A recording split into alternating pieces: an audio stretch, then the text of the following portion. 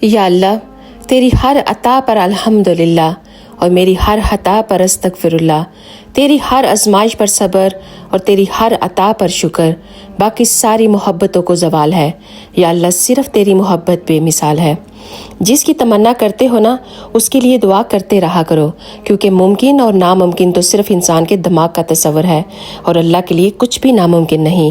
اللہ کو بتایا کرو اپنے دل کی کیفیت کہ آپ کیا محسوس کرتے ہو، کیا سوچتے ہو، کتنی تکلیف میں ہو، کیسے زندگی گزر رہی ہے آپ کی۔ یقین کرو وہ تمہیں بہت ہی پیار سے سنے گا، جیسے کہ ایک بہت بہترین دوست نہ صرف سنے گا بلکہ اس کا حل بھی کرے گا۔